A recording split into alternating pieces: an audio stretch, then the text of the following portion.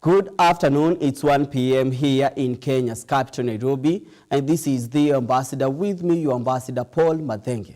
This is where we debunk global diplomacy and geopolitics.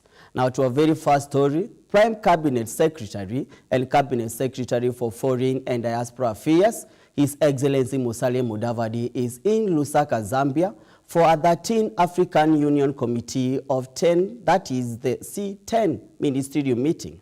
The meeting is part of Africa's push for reforms in the United Nations and to ensure a permanent African voice at the UN Security Council.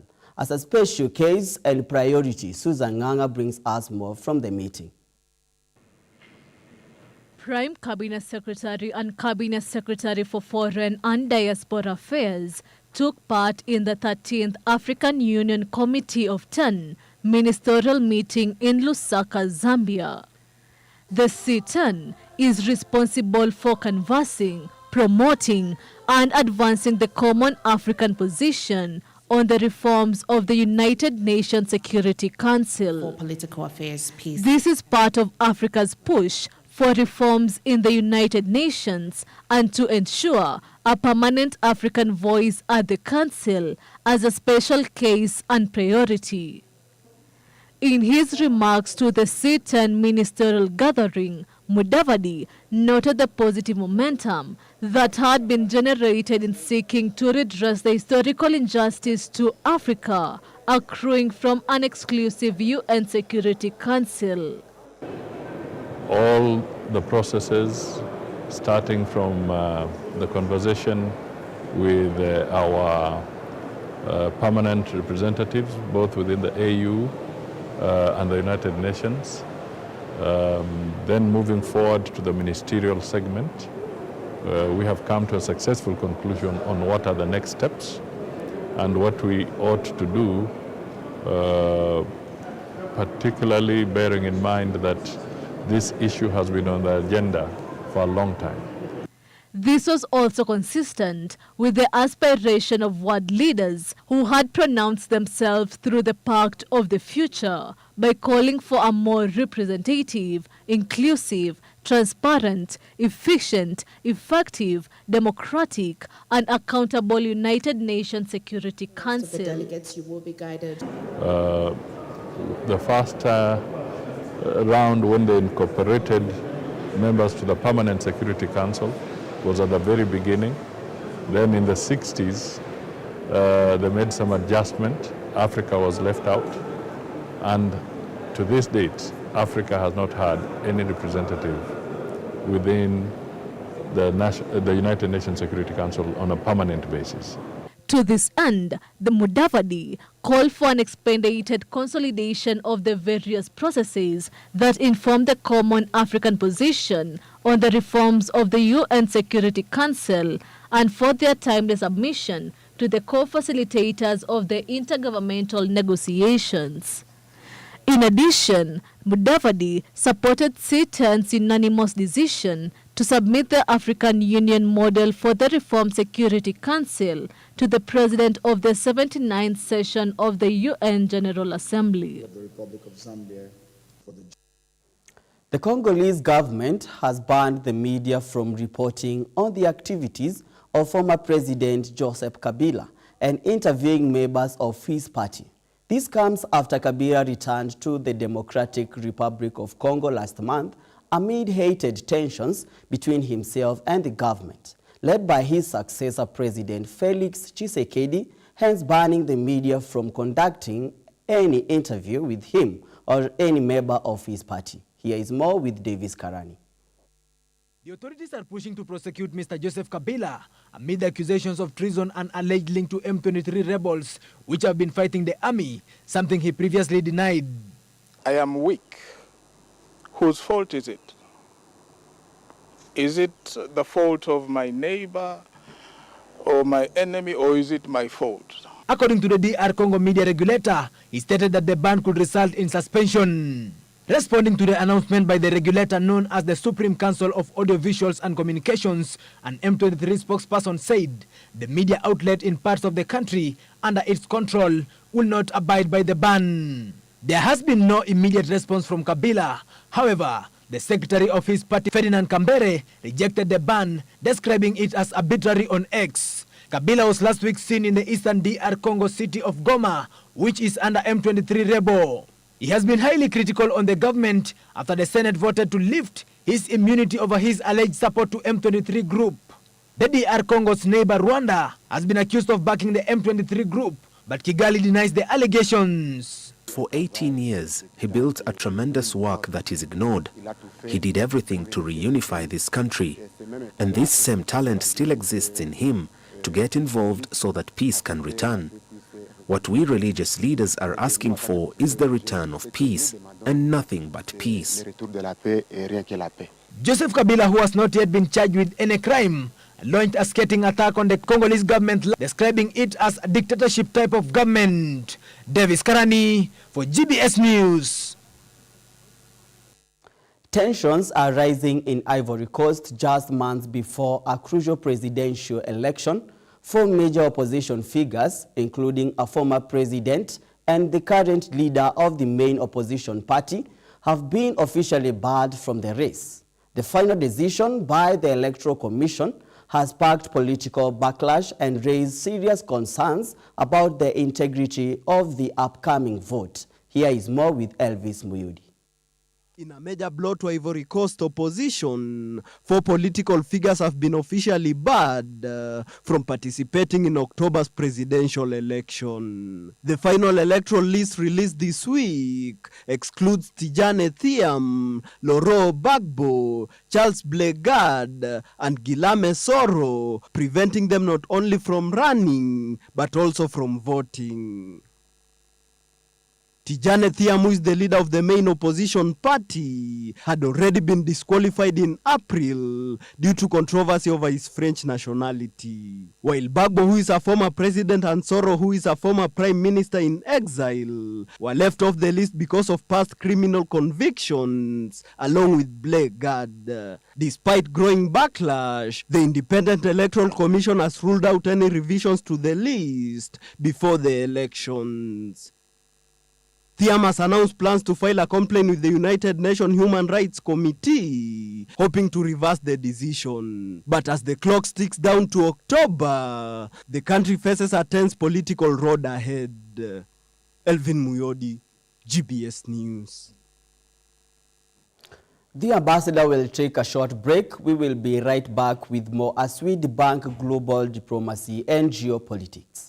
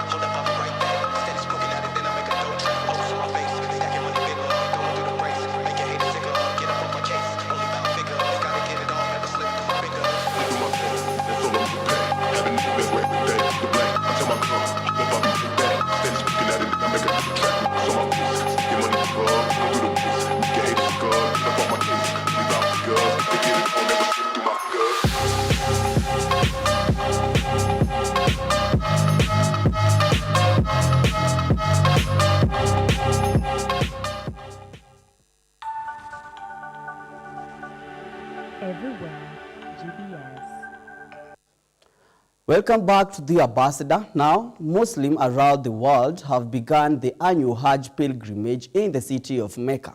In the next 5 days, they will immerse themselves in a religious ritual and acts of worship that originated more than 1,400 years ago. Security has been beefed up. However, the pilgrims will have to contend with the hot weather. Seasons come and seasons go. A time for the annual Muslims Hajj pilgrimage has come. Millions of Muslims have begun to gather in Mecca, city of Saudi Arabia, for a ritual that is one of the pillars of Islam. This is a once-in-a-lifetime ritual for every Muslim who can afford and physically able to make it to Islam's holy city of Mecca, the birthplace of Prophet Muhammad. The ritual includes the faithful cycling the Hajj 7 times around the cubic shrine of Gadha at the center of the mosque, where Muslims believe Prophet Ibrahim and his son Ismail stood as they began building the first Gadha about 1,000 years ago. This is an irreplaceable opportunity. I've been waiting for it for a long time. Thank God who made it easy for us to visit this place and pray for our country and our loved ones. We also pray for those who worked on this mosque's expansion. We thank them and we thank God Almighty. Such a huge crowd presents a security challenge. Consequently, the Saudi authority is leaving nothing to chance. They say their priority is on the safety of pilgrims, as well a Hajj command and control center has been established.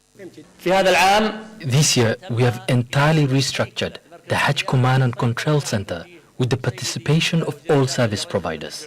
We can now monitor every security signal or service plan.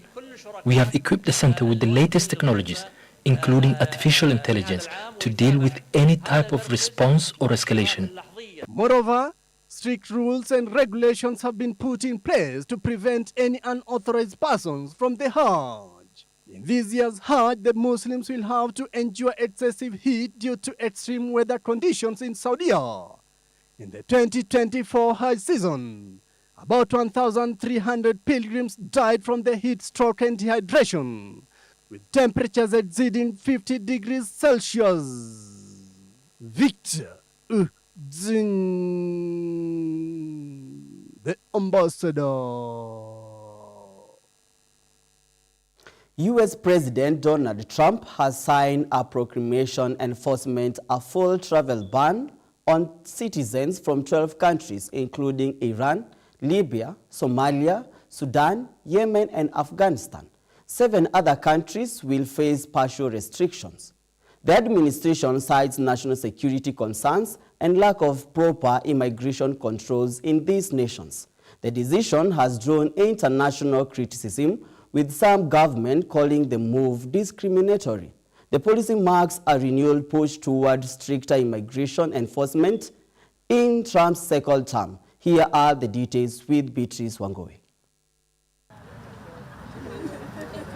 United States President Donald Trump has signed a new proclamation imposing a full travel ban on citizens from 12 countries and introducing partial restrictions for 7 additional nations. The announcement, made on the 4th of June 2025, has reignited debates over national security and immigration policy. That is why today I am signing a new executive order placing travel restrictions on countries including Yemen, Somalia, Haiti, Libya, and numerous others. The strength of the restrictions we're applying depends on the severity of the threat posed. The list is subject to revision based on whether material improvements are made, and likewise new countries can be added as threats emerge around the world. But we will not allow people to enter our country who wish to do us harm, and nothing will stop us from keeping America safe. Thank you very much. The full travel ban applies to nationals from Afghanistan, Iran, Libya, Somalia, Sudan, Yemen, Myanmar, Chad, Congo, Equatorial Guinea, Eritrea, and Haiti. Citizens from these countries are now barred entirely from entering the United States. In addition to the full ban, there are partial restrictions for people from 7 other countries, that is Burundi, Cuba, Laos, Sierra Leone, Togo, Turkmenistan, and Venezuela. These restrictions include limits on specific visa categories and more stringent vetting processes. Underscored the extreme dangers posed to our country by the entry of foreign nationals who are not properly vetted, as well as those who come here as temporary visitors and overstay their visas. We don't want them. In the 21st century, we've seen one terror attack after another carried out by foreign visa overstayers from dangerous places all over the world. And thanks to Biden's open door policies, today there are millions and millions of these illegals who should not be in our country. The White House stated that the primary reason for the ban is national security. Officials claim the affected countries either have weak security procedures, are known for high rates of visa overstays, or do not cooperate adequately with the U.S. authorities. The policy has drawn strong criticism from civil rights groups and foreign governments. Somali officials have expressed a willingness to work with the U.S. to address the concerns, while Venezuelan officials have called the decision discriminatory and politically motivated. In my first term, my powerful travel restrictions were one of our most successful policies, and they were a key part of preventing major foreign terror attacks on American soil. We will not let what happened in Europe happen to America. That's why on my first day back in office, I directed the Secretary of State to perform a security review of high-risk regions and make recommendations for where restrictions should be imposed. Among the national security threats their analysis considered are the large-scale presence of terrorists, failure to cooperate on visa security, inability to verify travelers' identities, inadequate record-keeping of criminal histories, and persistently high rates of illegal visa overstays, and other things. Very simply, we cannot have open migration from any country where we cannot safely and reliably vet and screen those who seek to enter the United States. President Trump's renewed travel ban is one of the most sweeping immigration actions of his administration's second term, while the administration defends it as unnecessary for the national security. The move has sparked international backlash and revived concerns about the balance between safety and civil liberties. The long-term effects on the United States' foreign policy and global reputation remains to be seen. Beatrice Wangoi, The Ambassador News. Chinese President Xi Jinping praised Belarus as a true friend of China as he meets Alexander Lukashenko, the leader of the sanctions-hit European nation, on Wednesday, and urged Russian ally to join Beijing in opposing bullying. Jeff Abuki reports. Lukashenko's visit to Beijing was his first since he was declared a winner of January's presidential election that extended his 31-year rule of the former Soviet Republic. Western governments had rejected his victory as a sham. Chinese President Xi Jinping greeting Lukashenko in Zhongnanhai, the seat of power in Beijing, praised sanction-hit Belarus as a true friend of China and urged the Russian ally to join Beijing in opposing quote-unquote hegemony and bullying. He also congratulated him on his re-election, saying that the two countries were quote-unquote good partners. You have very correctly noted the main feature of the current time: unprecedented pressure from the West on us. First of all, on the People's Republic of China. And today, the eyes of many states, as well as of Belarus, are turned to you, to Beijing. Distinguished President, 5 years ago, they used to say, if China withstands, it means that the planet will be balanced and will exist. Today they say, China has withstood, will withstand, and China will not allow the world order to be broken.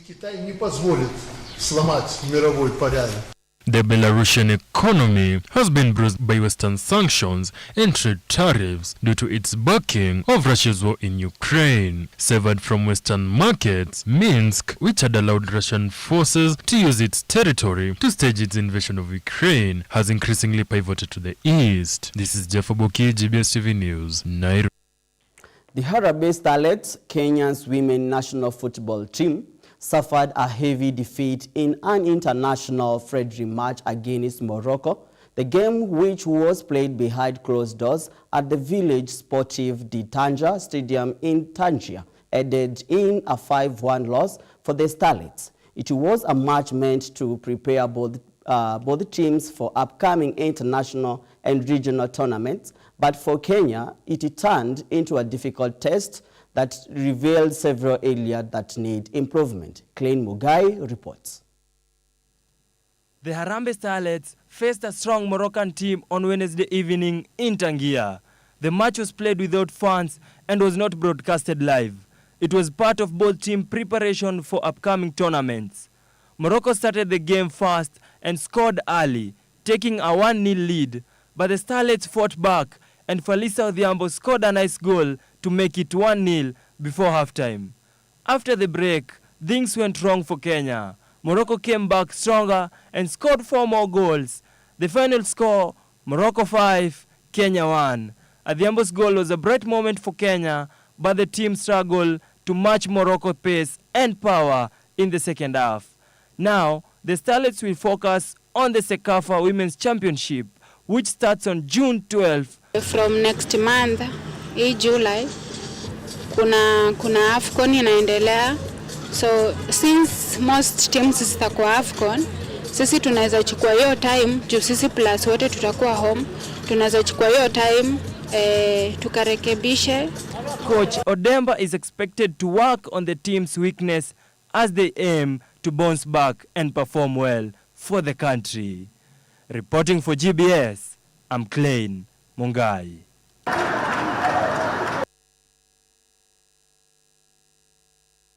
And that's all for today. With me, your Ambassador Paul Mathenge on the Ambassador 1 p.m. Follow all of our stories at GBS TV Africa. It's updated through the day. We meet every Thursday and Friday as we debunk global diplomacy and geopolitics. Thank you for your time and company.